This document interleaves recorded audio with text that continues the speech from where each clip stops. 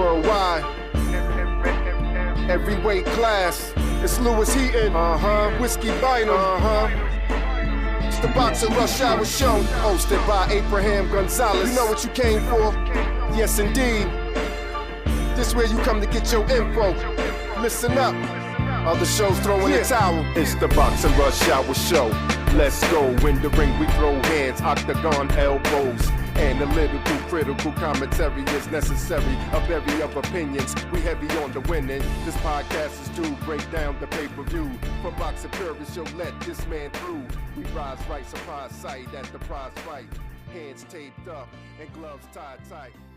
Ring the bell, want some, get some. Let the chips forward, they may work the George Crumb. All right. Thank you for tuning in to the Boxing Rush Hour Show. I have some exciting news. I'm thrilled to announce my partnership with BetStamp and Sign Up Expert, opening up an incredible opportunity for you to join some of my favorite sportsbooks. With the packed boxing schedule coming up, there's no better time than now to get started. Head over to my dedicated page at signupexpert.com/fightsatw to explore a selection of sportsbooks tailored to your region, each with unique offerings. If you're ready to take your sports betting to the next level and show some love for my brand, I highly recommend signing up for your next sportsbook through my Sign Up Expert link. You can easily find it in the description below. All right, ladies and gentlemen, thank you for tuning in to the Boxing Rush Hour Show, fightsatw.com. I have a very special guest who made the time fresh off a flight to Colombia to come on here to the show. I know he's tired, but he wanted to fulfill what we had arranged beforehand, and I appreciate him for this. Newly seated, couple months in, WBO President Gustavo Olivieri. How you doing, Gustavo? How are you, Abraham? It's a pleasure, man. Thanks for having me. And remember, if I give you my word, I have to honor my word. Okay, that's how we roll in the WBO, baby. No, I appreciate that. Gustavo has taken over for Paco Valcárcel, who was with the WBO 30 years, something like that. Almost, yes. Yeah, almost 30 years. You were his right hand for about 8 of them before taking over, if I'm not mistaken. Yes, correct. Yeah. So Gustavo's been in the sanctioning body business with the WBO for a while. Before we get into anything, I just want to know, who is Gustavo and how did you meet and fall in love with boxing? Oh, man, Gustavo's just a working class kid, man, from the southwest part of the island. My mother's a registered nurse, now retired. My dad is a businessman. I got 2 brothers. Love basketball. I love Latin music. I'm a musician. I play percussion, drums. I love salsa, but all kinds of music as well. I've always liked sports. I used to be a very good basketball player. I played in little leagues with JJ Barea. We're from the same hometown. We were very close friends, and we played for the Puerto Rican national team on in one occasion. The first time I had any contact with boxing, I think I was like 11 or 12 years of age. My dad got home with a sweatshirt of a Duran Leonard fight. He attended that fight and he got that souvenir.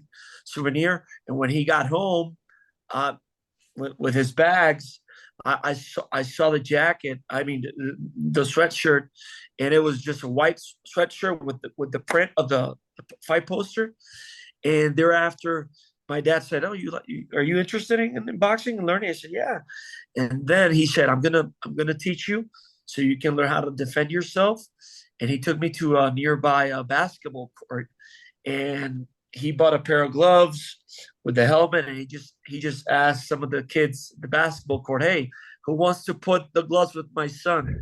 And this kid named Gabriel, I still remember his name, oh man. He said, I'll spar with the kid. And he gave me an ass whooping. And I was like, no, this ain't for me, Dad. This ain't for me. And I still remember the kid's name. And if I see him today, I know who the kid is because he hit me real hard in the nose. I start bleeding a little bit, and thereafter it just progressed as a normal fan.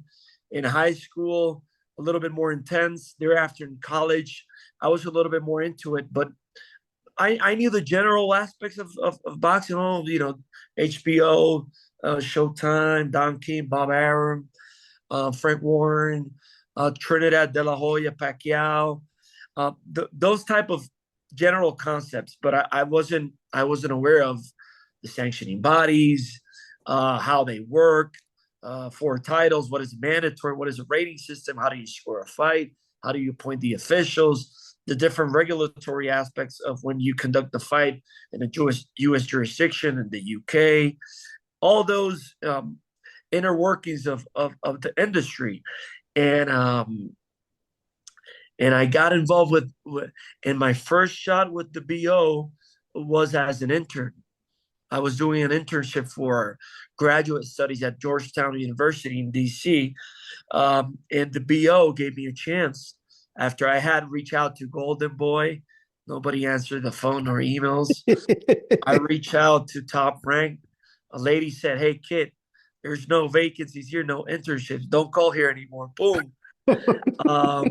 I think I called Tom Brown, TGB. Nobody answered. The Puerto Rican Boxing Commission, but it's a government agency. You know how that works, bureaucracy. And yeah, we'll let you know, send your CV. And the BO, I called because I had to do an internship related with sports law. I'm a licensed attorney, and my graduate degree was related with sports law, entertainment, and laws. And the internships that the school had, like agreements with sports entities or law firms, were related with Major League Baseball, Major League Soccer, NFL, and there were no vacancies for legal positions. I could have done an internship like in ticket sales, community outreach, working with the little leagues, social media. But I said, I'm a licensed attorney.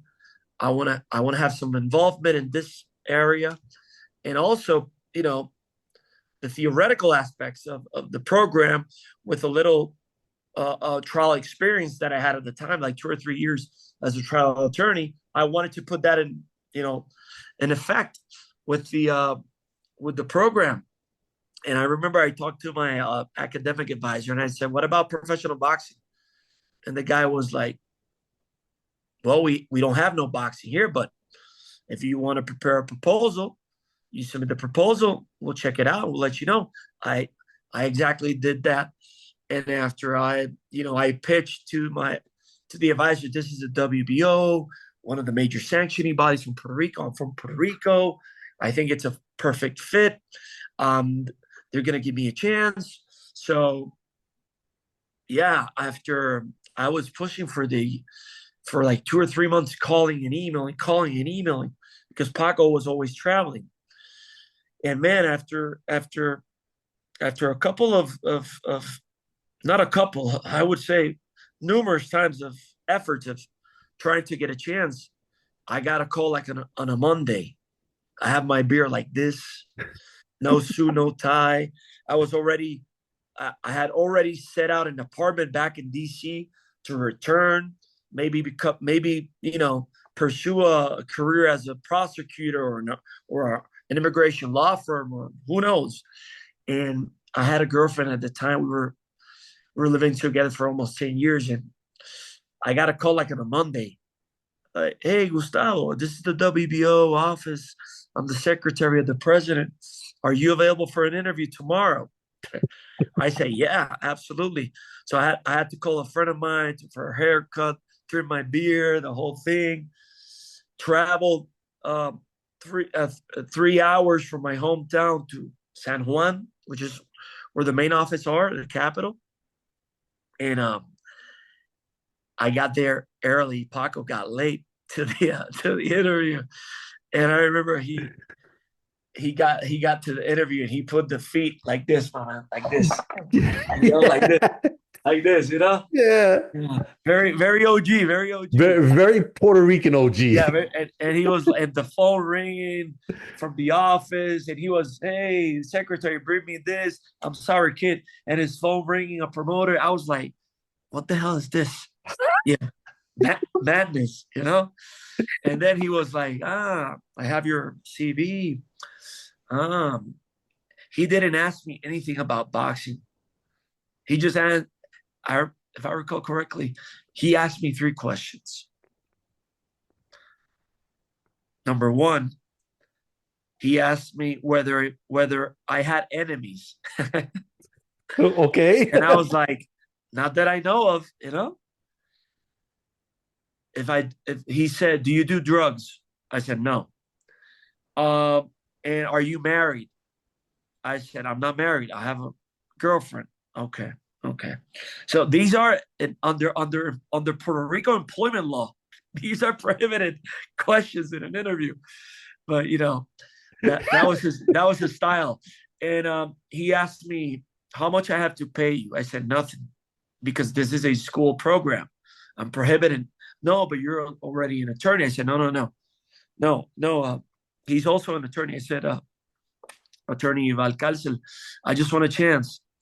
I just want a chance. I have to do this internship, and I just want to learn, and I just want a chance. He said, okay, so I got a couple of things to consider. I'll let you know. Excuse me. And after like 2 more months, I kept pushing and calling the lady that served as liaison. And the lady just said, I don't know what to tell you, kid. He's not here. Just call him directly. She gave me his phone. I reached out. He said, hey, Gustavo, how you doing? I'm in a meeting. Call me later. I call him later. I'm in a meeting. I'll call you. And I said, man, he's not going to call. And he called back. And he said, how much I have to pay you? I said, no, I can't accept anything. No. And when can you start? Tomorrow. Come on Monday. And I started. I had to fulfill 80 hours a month. I tripled the hours. So I traveled from my hometown for 6 months, almost 3 hours in the morning, 3 hours in the afternoon. And I got to the office at 8:30, 9-ish, until 5 p.m. to get back to my hometown, to arrive at home like at 8:39, take a shower, go to bed. Do that for Monday to Friday. For like 2 months first. Then we had Hurricane Maria, who destroyed the island. No power, shut out. And I said, well, the internship is over. Everyone's got to, seek help for their respective families and loved ones. I returned back to my hometown, and my oldest brother told me, hey, we got to go to my oldest brother is also an attorney. He has a law firm. Help me out. Let's pull out the water. It was all flooded. And working there with a shovel and the bucket and all dirty. And at the time, he got his power back because his office is located nearby a hospital. So they get priority, right? Yep. And I immediately went on. I got Wi-Fi. Surprisingly, I connected on my phone, and I went to Twitter. There was a tweet from Paco saying, Attorney Olivieri called this number. So I went back home. You could connect to the internet on Wi-Fi, but you couldn't make calls because the networks, most of them were destroyed. Yeah. Because of Hurricane Maria. I don't even know how I got Wi-Fi at the time. Maybe there was a nearby Wi-Fi, but I went home and I called from a landline. Hey, Gustavo, how are you? Your family's okay? Yeah. Do you got a passport? Yes, I have. Okay, we're going to keep running operations in Florida. My office, my assistant is going to call you for your passport. We're gonna buy you a ticket and bring you out from Puerto Rico to Florida. And I said, okay, done. So I didn't consult with anybody. I was living with my girlfriend at the time. When I got home, hey, baby, I got to go for at least 4 more months. What the hell? Crazy. And I took the chance, man, and I did everything you could imagine, from archives, answering the phone, emails, picking people to the airport, chauffeur, putting up banners, posters, getting coffee, the most insignificant things you could imagine, working with merchandising, magazines, goodie bags for the conventions, setting up conventions, picking up promoters at airports, fighters, driver for a bus. And I think Paco tested me. He was like, let's see how much this kid can handle. And I said, I'm just like I'm a guy from, working class family. Everything is earned, not given, everything is hard work, dedication. I wasn't ashamed of doing the work. I just, my view was every task, if I can learn a little bit about it and maybe connect with somebody and ask a question, or, hey, how do you do that? What's the purpose of doing that? Or hey, and I think that was a plus. And he saw in me, this kid, got the commitment, the dedication, willingness to learn. If I don't know, I ask. I still do so today. I talk to him every day on the phone. Hey, Paco, I have this situation. How should I deal with it? And he sheds some light. He's like this batter. I always say this analogy, that knows because of experience what type of pitch is coming. Fastball, slider, changeup, and if I can avoid taking dangerous path through Paco's experiences, so it's a blessing. And that progressed.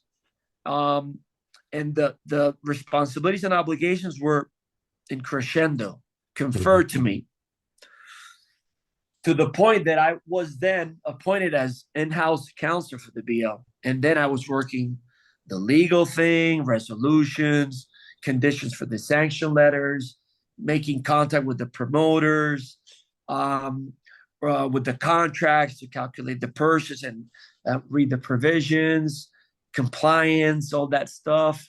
I did some also other works, other tasks like the previously mentioned, but to a lower extent, right? And that went snowballing until maybe the last year or so that I was running the day-to-day operation at the WBO from the main office, obviously in consultation with Paco. Yeah. And he would speak obviously directly to Bob, for example, because of their long-standing relationship, the standing that, and with Frank Warren, I would speak with Moretti. I would speak with Georgie Warren, Francis Warren. I would speak with Tom Brown or Phil Weiss as attorney, or with Sean Gibbons as a liaison with Heyman. On that side, would speak with Paco. I would speak with Tutico Zavala, and that I would speak with Eddie and Frank Smith, Sean Palmer, because we're contemporaries, obviously. But that, and the last year, like 5 or 6 months before the convention, it's like when I was noticing that Paco really was, taking a step back. And he said, Gustavo, I think it's the time. You're ready. I'm going to be there supporting you by your side, because it's a transition process, and it's normal. And I understand it. And he supported my candidacy, and I was elected unanimously. But at the same time, most of the members were seeing me working, always traveling with Paco, under the radar, but they would know, hey, And I would also work during the conventions, producing the event. And I had no fucking clue how to produce an event. I don't come from that atmosphere or background. I don't have a degree in, but I just, I was learning, putting down fires and learning trial and error. Hmm. Obviously, I would ask, hey, how do you do this? Or I would resort to somebody. I got this idea. No, that's not. Do it this way. And now I'm in Bogota right now because we have our convention in October of this year. So I'm organizing everything timely. It's my first convention. I want to hit a home run. I've hired one guy who's a renowned boxing promoter that knows how to do events, and also he's been a good friend and colleague, and also mentored me in that regard. And I also hired an expert from a hotel and entertainment field that she can guide me. Okay, this is the right tariffs, the hotel dynamics, logistics. So I would be guided accordingly with people that have an expertise in those areas. So it's the logical course of action in my view. So that's in general terms has been my my this roller coaster ride with the WBO. No, and I think it's important for people to hear that because too many times, um, people that don't know the inner workings or how people can come about to their positions, they sometimes just automatically assume that somebody just slid into a spot and don't realize all the work that needed to happen before that to Sure. get to that position. You know what I mean? So I think it's important for people to understand that. Now, you once you were elected, after getting the keys to the yacht, as they say, Mhm. right? How soon did it all hit you that you were now the president of a sanctioning body of the WBO, that first organized in 1988, but not recognized until 2004? Like when did it really hit you that you were the guy now? To be honest with you, man, let me see. I think when the my first events attending as president, the treatment is different, and it's cool, but I don't, I'm just I consider myself. I know I'm in a the position and what the significance and the president, Mr. President here, but I'm just a regular guy, man. I want to keep myself grounded, keep learning, open and open for criticism, and try to make things correctly, implement some changes. But I don't want to have that aura. Oh, I'm not that type of guy, man. Yeah. And I don't want to be something that I'm not. You get me? Yeah. If Because I see you, people will see through that. if I see you, Abraham, in a show, hey, what's up, my man? How you been? Let's grab a coffee. You want to do an interview? Shoot, man, let's do it. If I can't do it now, we'll schedule it later. But I don't want to be with that. I try to answer the phone to everyone, or reply to a text or an email. I've done many podcasts, you know, recognized level to lower, not so recognized. I don't have a problem with that. I think I think I have to be available to everyone because it's not about me. It's about the boxers and BO. But I think my first couple of events that they treat you different, and now people that used to look over the shoulder, or they would have their perception would be, who's this kid? Now it's like, oh, Mr. President, hey, here and there. But I don't, I want to be the same guy with everyone. Yeah. But surely, you know, I don't forget some instances. Yeah, for sure. For sure. Just so you know, Gustavo, I'm a made man, so I'm not at the lowest level. Okay. All right. It's been about 90 days, right? Yeah, yeah. Which is usually anybody. I was in the military. I spent 25 years in the Marine Corps, retired from there. So, Thank you for you your know, service, my man. yeah, thank you. And so I know what it is to be like at the highest levels when talking at the executive level, enterprise Sure. level, all those things. The first 90 days is always the observation period whenever you fulfill a position like that.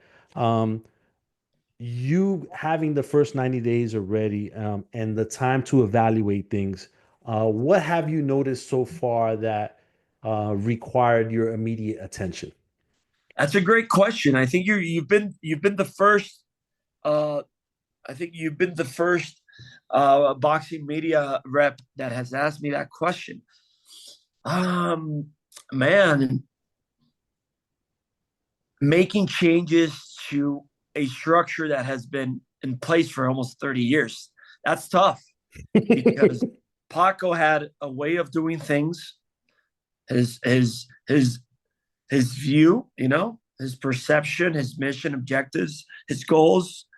Um, and that takes time. Also, his personnel, they've all been under his um They've been conditioned a certain way. yeah, and there's always some objection to changes. Yes. And I'll tell you one example. Internally, this is a simple example. I've seen some letters that we exchange internally. For example, a letter with a letterhead from let's say, the sanction letter from a particular fight. This sanction letter has a different letterhead than another sanction letter. Simple things. So those things I've said to my employees now, my colleagues, and also like mentors that have also guided me and helped me reach to this point. I've told them we need to have consistency in the branding.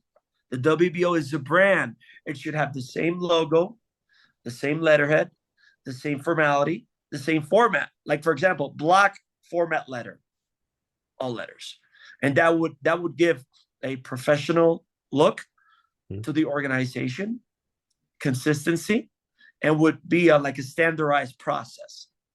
At first, no, but and there's always some sort of objection to Yeah. and this is just minor changes, right? Yeah.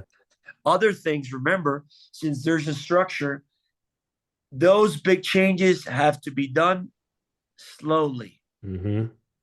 and also feeling our members out, Yeah. touching. How do one of the changes that I've started to implement is giving chance to new officials. Mm. You always see the same officials in the big fights. Sure, those officials with substantial experience, knowledgeable, competent, experience, championship level, that they're going to score it blue or red. Mm-hmm. And the implications of the fight in question, you have to consider that as well. But I've already appointed a couple of people. Excuse me. No, I'm going to give it a chance to this guy and this girl. New generations. Yeah. We got to renovate. If you don't give a chance to perform or execute, you can execute and maybe strike out in the first one. If you do it 2 or 3, there's a problem, right? From the judges and referee perspective, I've done those things. Some changes in that regard. The concept, the mission of the WBO, I'm trying to change it. We can't simply we sanction a fight for a minor title. You get rated, then you fight for the title. We give you the belt. We give you maybe a reception with the belt ceremony. That's cool and awesome. We give you a tracksuit, your gym equipment, boxing gloves, headgear, WBO, blah blah blah. We help you out with the gym. That's awesome. That's cool. But we have to do something. We have to do something, a game changer, right? That impacts directly the fighter. Now the question is, what is it, right? But again, we have our limits as well as resources, and we have hundreds of fighters seeking an opportunity. One of the things that I've mentioned in previous interviews is, like, for example, we need to incentivize the boxers directly by which they would say,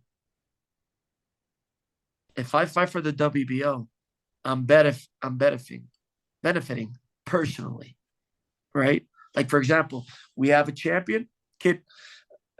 Let's say, for example, up and coming fighter like Xander Zayas. He becomes a world champion. Makes 4 or 5 consecutive title defenses.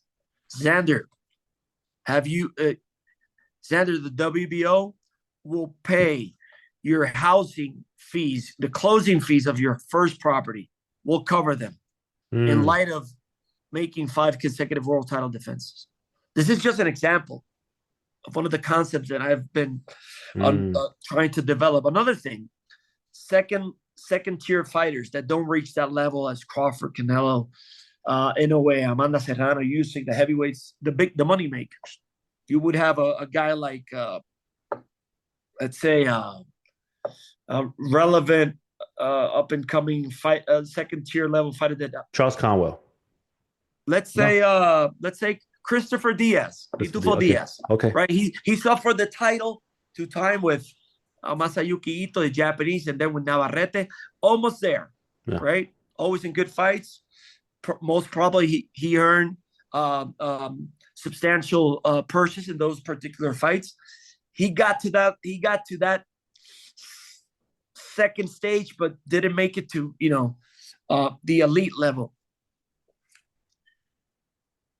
And the WBO would say, "Hey, champ, we would provide you maybe some seminars as to how to use correctly social media to promote and market your brand, because fighters are a brand, right?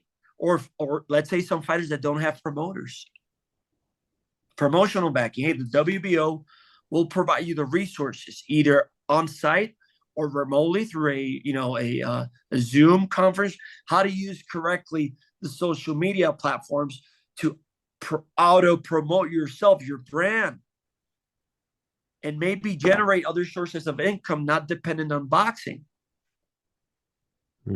Another thing would be financial literacy. Yes, that's a big one. Simple terms. What's a savings account? What's a checking account? What's a 401k?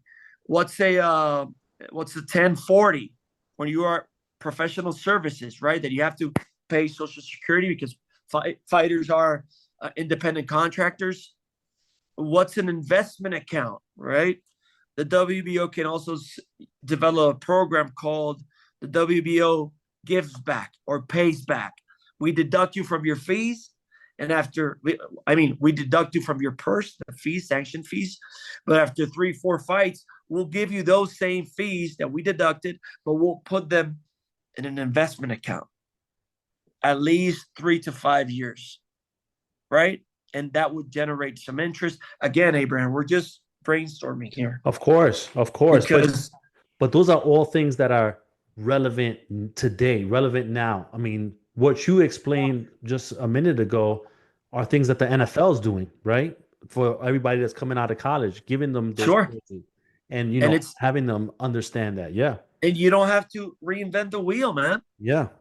Maybe replicate those policies or initiatives or programs from other professional sports that would serve the boxers. But we got to do more than what we have done to sanctioning bodies for all these years, because either we adapt to the times and we create those conditions that the boxer would say, you know what?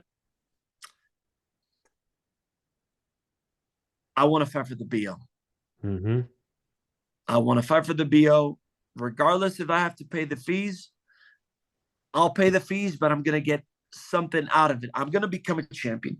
And most probably, I'm going to get something out of it, Yeah. Also, programs whereby we prepare those champions that are on the verge of retirement of, hey, man, these are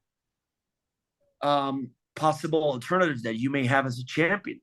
How to reincorporate yourself in society outside the hat of a boxer, because boxers retire 1 or 2 months, a year or something. They're back. They don't know what to do.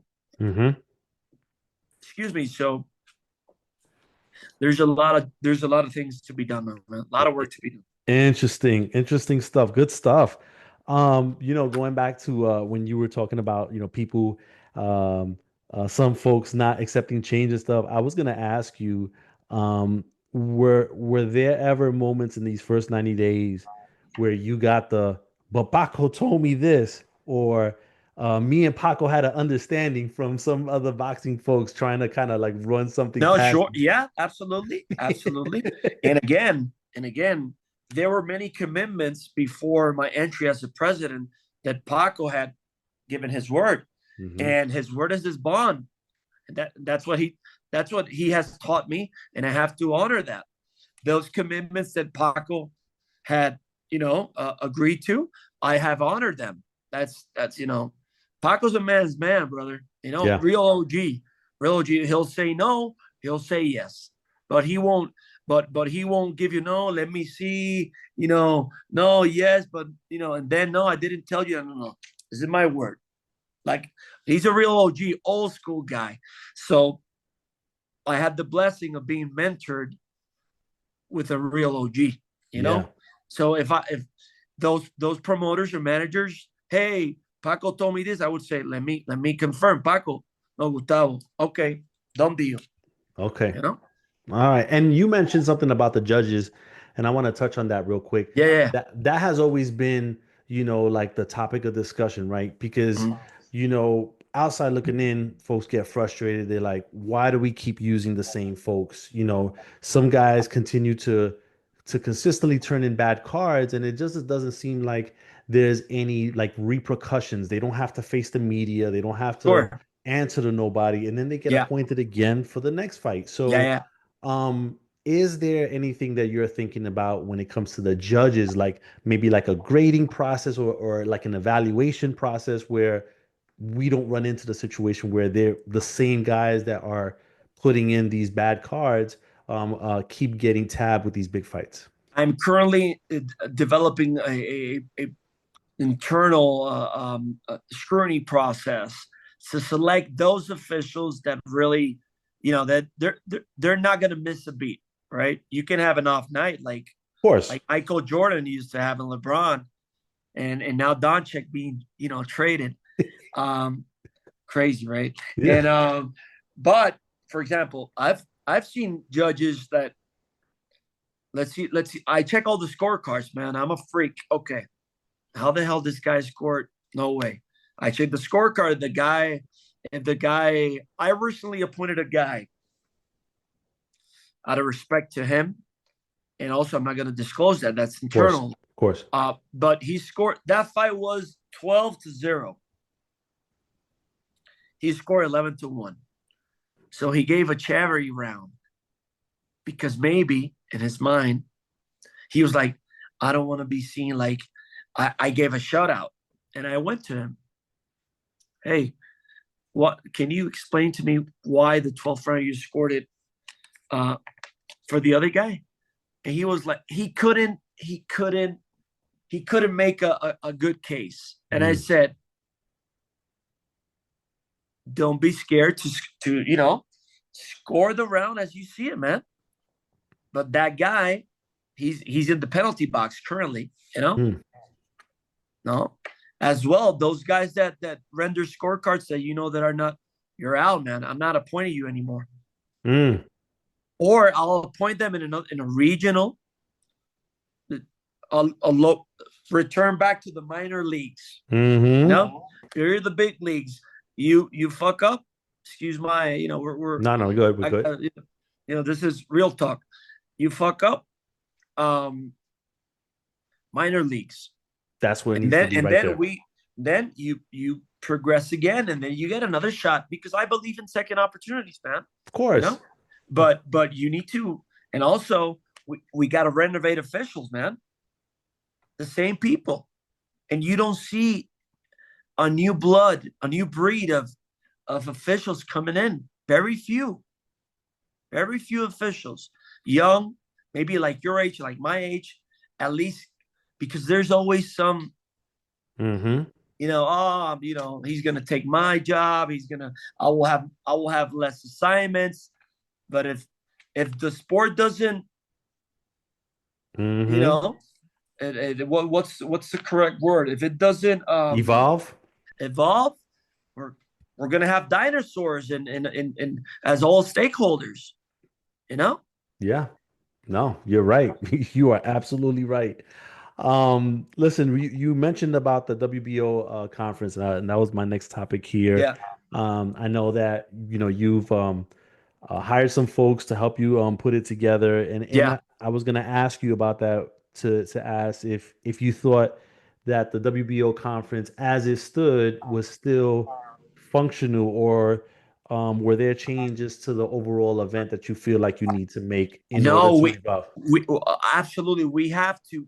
This year's convention, I'm planning to make it open to the general public. Okay. Yeah.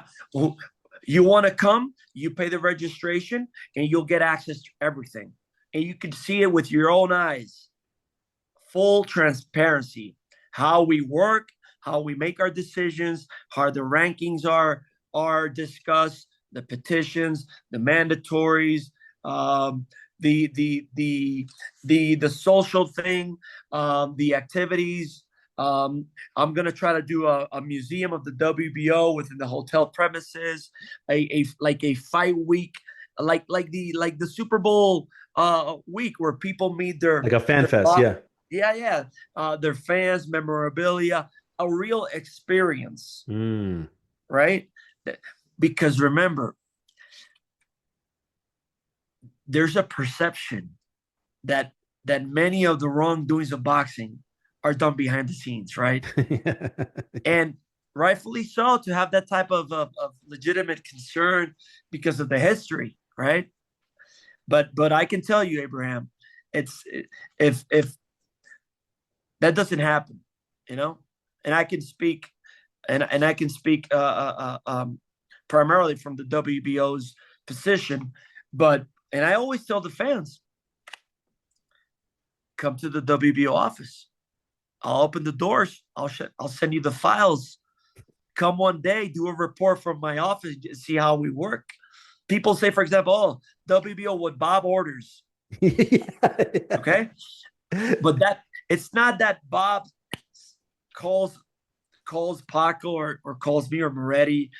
Hey, I wanna do this fight, and if the guy complies with the criteria and has the merits, yes. If not, no. They had Janibek, who was going to fight Sheraz. I ordered that fight. Sheraz didn't want it. You're out, right?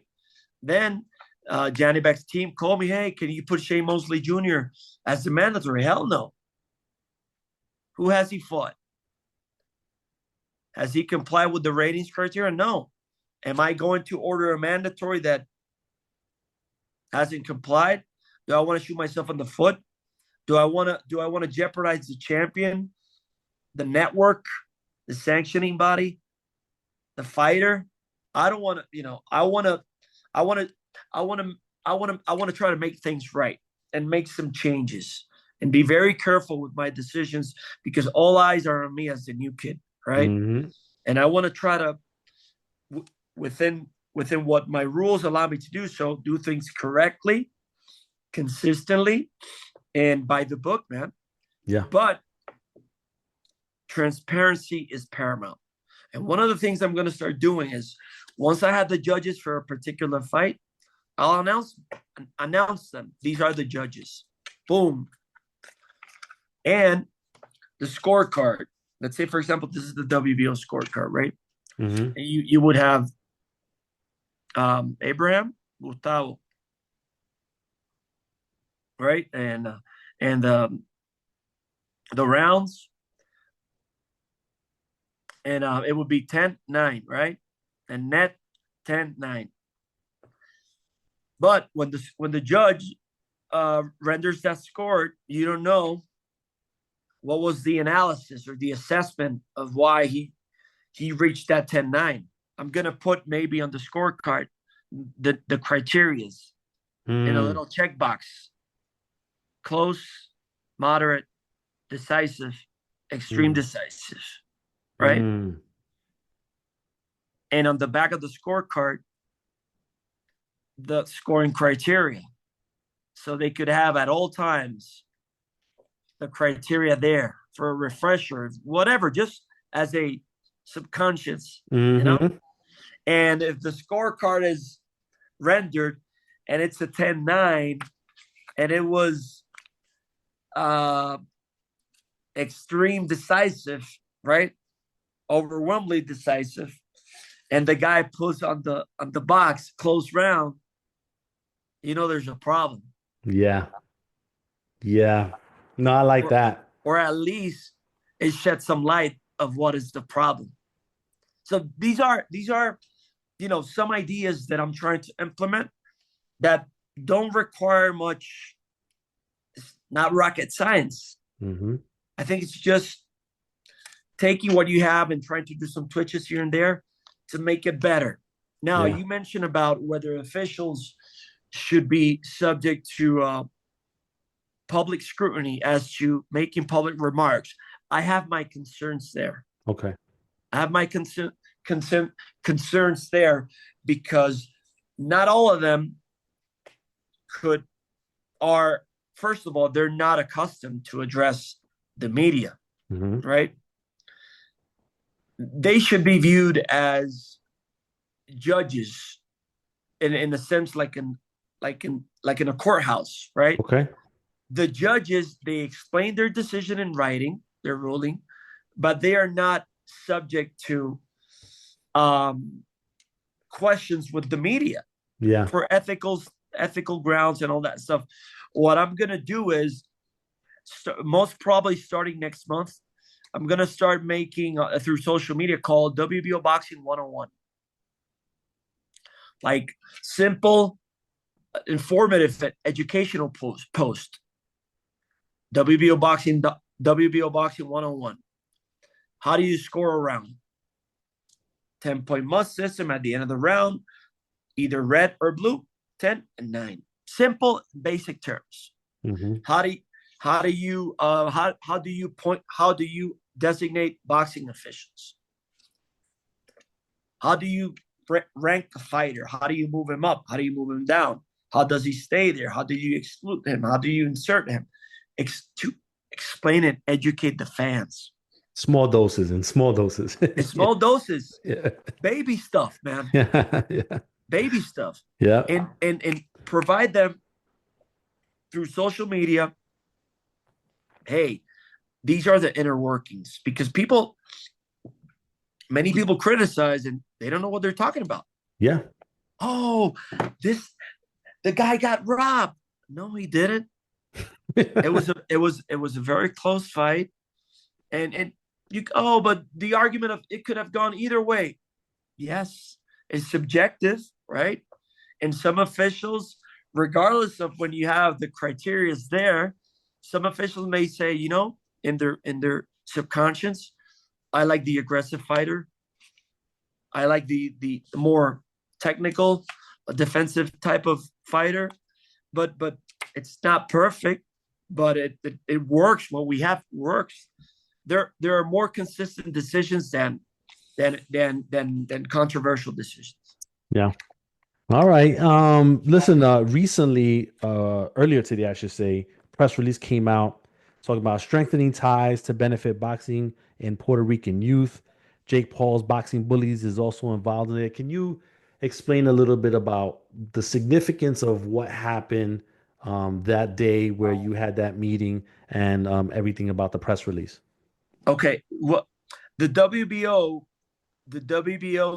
survives through the membership of its affiliates, right? The officials, referees, judges, commissioners, etc., and the promoters through the fights they promote and produce by way of the sanctioning fees. If we have no fights, we have no income, right? Like in the COVID, everything was shut down. We had no sources of income entering our accounts, right? So what I want to do is I want to start making alliances with government agencies and private sector industries or companies, and to have other sources of income, regardless if they are for profit purposes, I would receive those sources of income, and my vision as a nonprofit, the scope of my mission and objective, the existence of what, the purpose of for why we exist, to help the youth, the kids, the boxing, the social aspects, expand the scope of our mission and objectives by way of having more resources, private funding, government. That's primarily the idea. We started. It's a new government in Puerto Rico, and this is the Secretary of Sports and Recreational Government Agency. They have their own their own budget, their own regulatory things and plans throughout the whole island. The guys, the secretary is a boxing freak, so it's makes sense. So every initiative or every activity or program that the WBO implements, if we can have them on board, it adds to the BO. It doesn't subtract to the BO.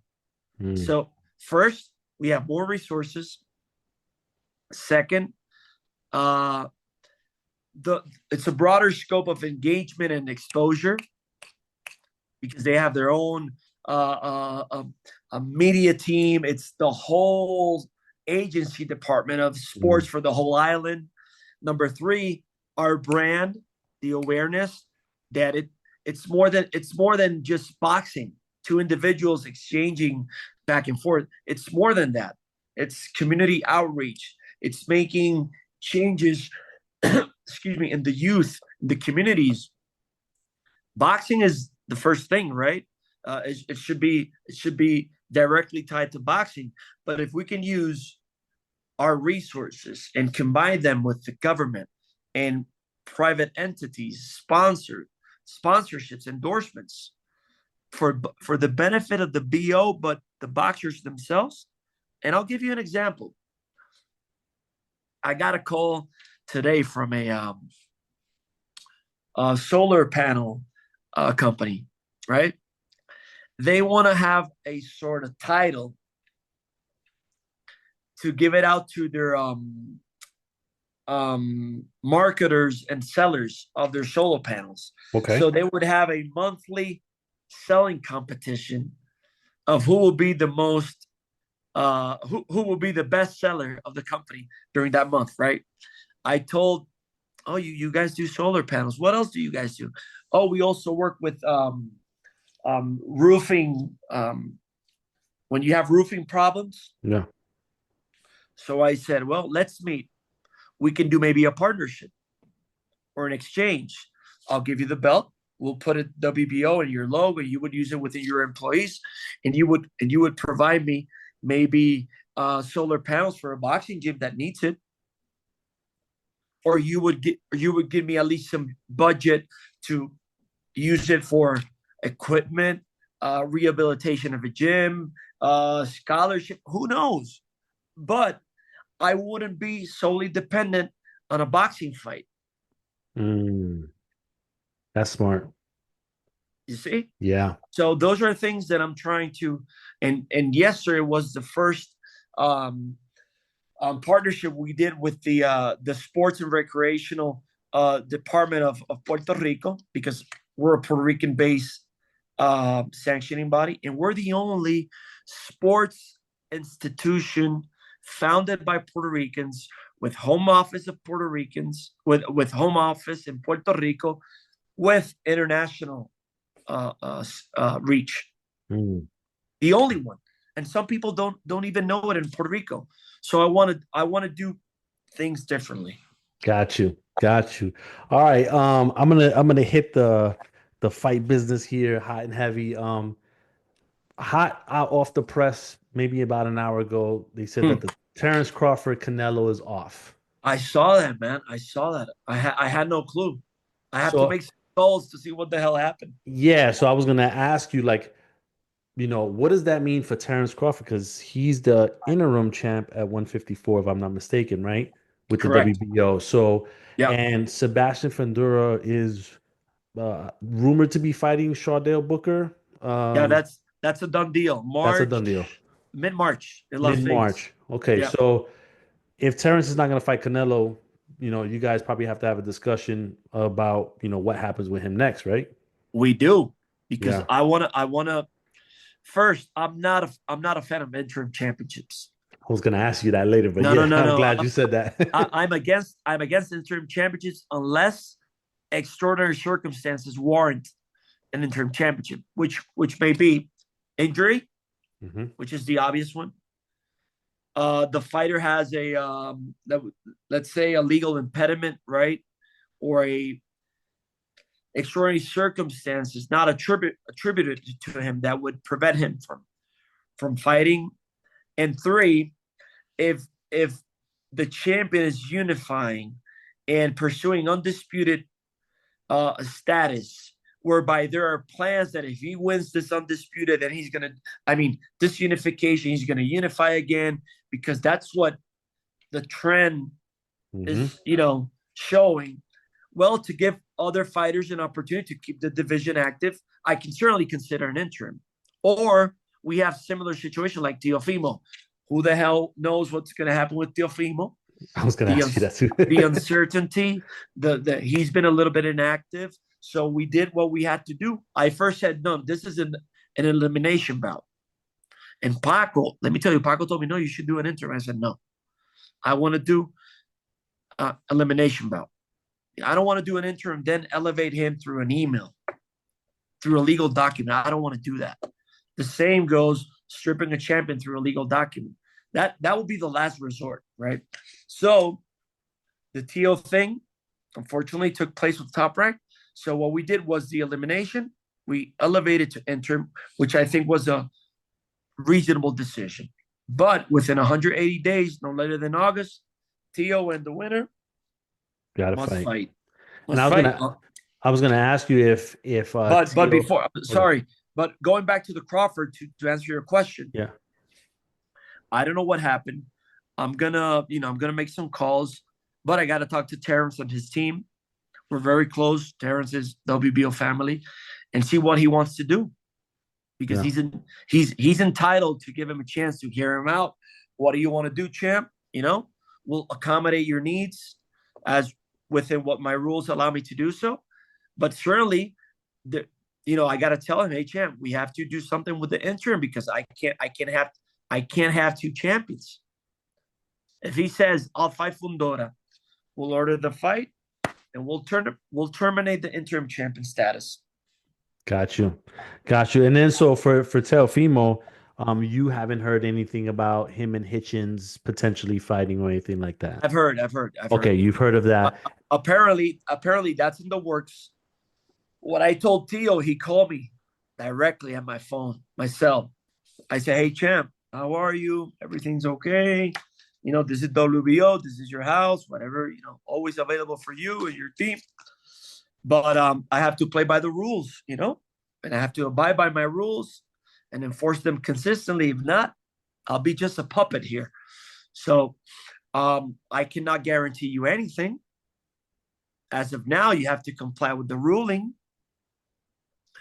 And I told him, once, if the Hitchens unification materializes itself, your team will need to file a petition to the BO that will be referred to the championship committee, which is composed of 4 members.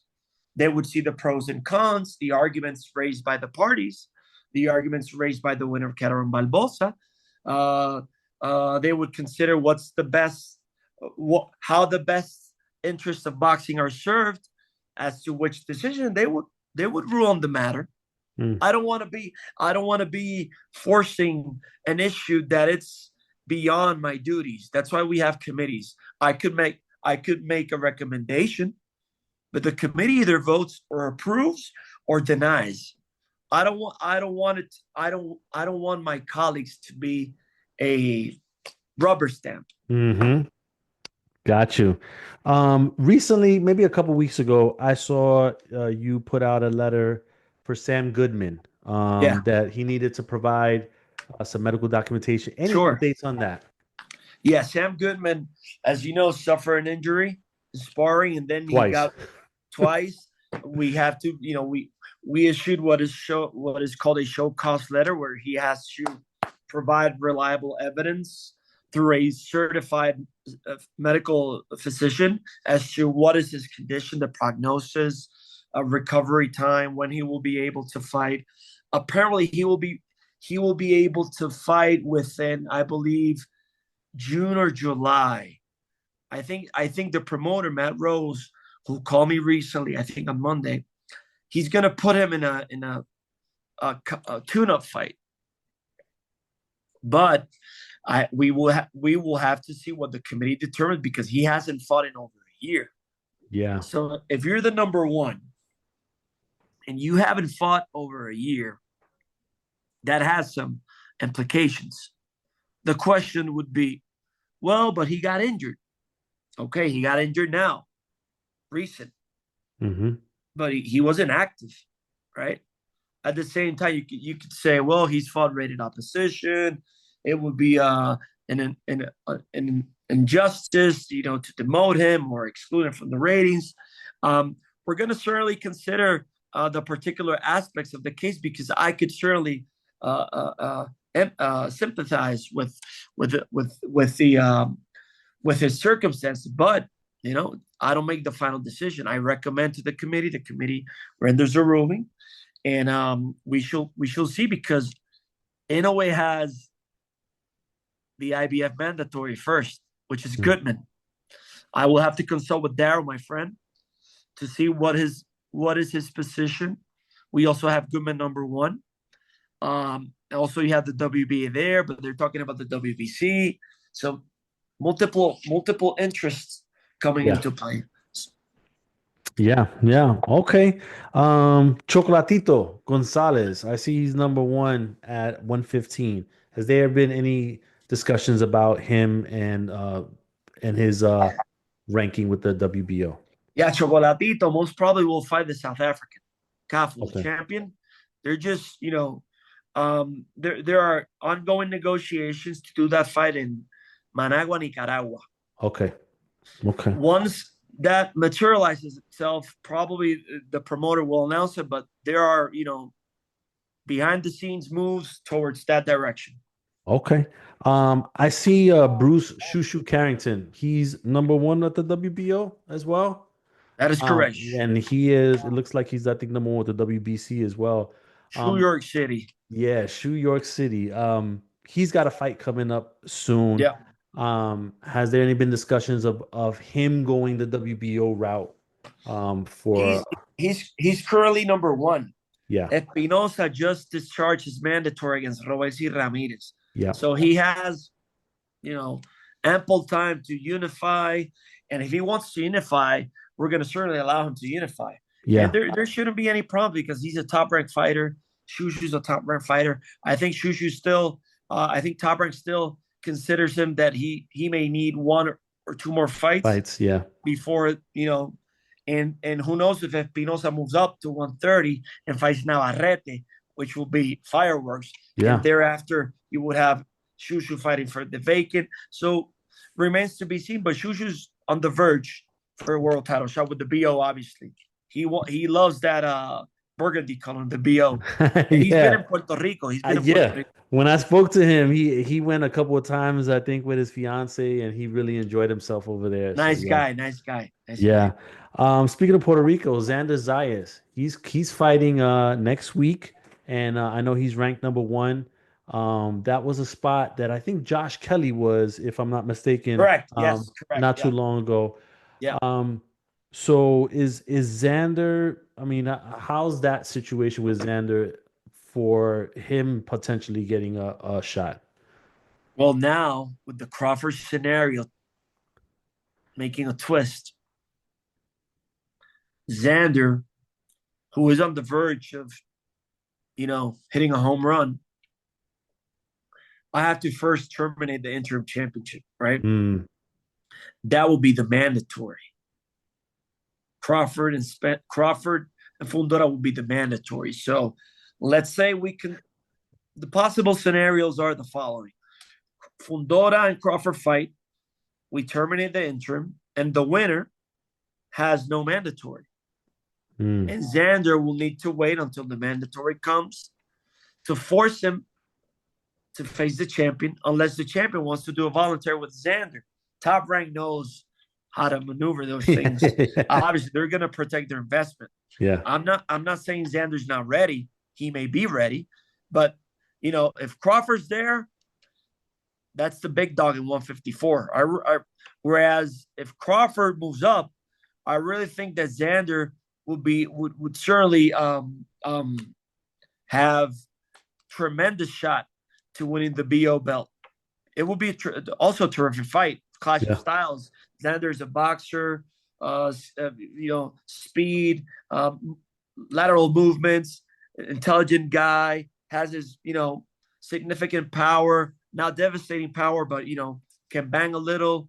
And Fundora is just, like in the pocket type of fight. Yeah. Doesn't use his distance, his reach, his jab. So I think it's a good mesh of styles, but let's see what happens now, because the Crawford has the key.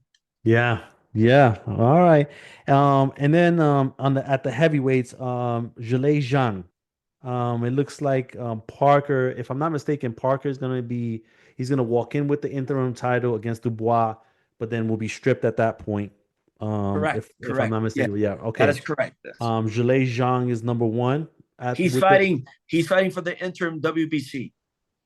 Zhilei Zhang is. Yeah, Zhilei Zhang against Ajit Caballel. Yeah. Okay. He's fighting for the interim. Once they fight for the interim, they're out. Got you. Okay. All right. And then I think this is going to be the last question, and I appreciate your time again. I'm going to sleep now, my man. Yeah. What are 3 things that you told yourself that you want to get done while president that will ultimately define your legacy?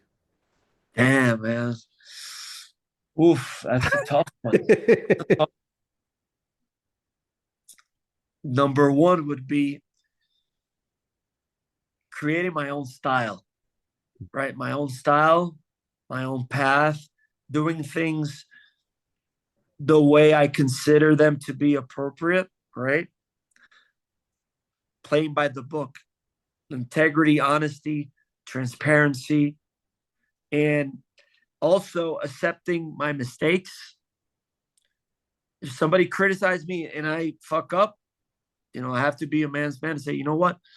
This decision didn't go the way, or I made the wrong decision, accepting my mistakes as well, being truthful to myself, and also taking the BO to another level from a marketing standpoint, branding, exposure, and having a direct impact on the fighters. Mm. And one more thing, I want to have like our main office. It's a little bit small, very, very simple. If you go, you would say, "Wow, this is a world boxing, office," because it's very moderate, and we have maybe 3 employees with me, 4, and we're a world sanctioning body with huge resources of reach and members and all that stuff. I want to have like a WBO satellite, main office where you would have the WBO Hall of Fame, right? Section. You would have a WBO store. You would have a WBO theater where you would have the seminars of education, continuing education for the judges. Having the boxers want to watch a fight, come to the WBO theater. You would watch the WBO fights, and we would charge something simple to cover some expenses, or maybe use that income to like a raffle for a boxing gym of the community. A WBO boxing gym where you would train. The general public would come, or the kids, and we would have boxers, and we would hire maybe up and coming boxers. Hey, help the kid with the mitts, or train, do seminars. Yeah. Have all the activities that the pressers have, a conference room for how do you say that, stream the purse bid proceedings Yes. so people can see what the hell's going on, you know? Yes, So those yes. things, I would say that, making changes, consistency, doing things correctly, helping the fighters directly, man. Because the questions, what do they do with the sanctioning fees? That has to have a purpose. Yeah. Yeah. Beyond, the scholarships, the kids, the gyms, that's cool. But some questions are like, yeah, but what about me? The money they're taking out of my pocket, right? That's the argument. It's not that we're taking, you want to fight for the BO, you're not obliged to fight for the BO. You can select whichever title you want. There are many of them, right? If you want to fight with the BO, well, you have to pay something because there's some operational costs, But if you go to our office, you would say, well, these guys were responsibly financially in the sense of overhead and expenses. All of our paperwork is duly filed at the Federal Trade Commission on a yearly basis. You can see our financial tax reports, everything. So we play by the book. But we need to do more from a optical standpoint. Yeah. So people could say, you know what, this is a sanction that really does it right, or intends to do so. Yeah. All right. Well, listen, Gustavo, I appreciate your time. Thank you so much for sharing everything this evening. Yeah, man, I wish you the best of luck in during your time as president for the WBO for years to come. Thank you, my man. Always a pleasure. You have a good night, okay? Thank you. You too. Take care. It's the Boxing Rush Hour Show.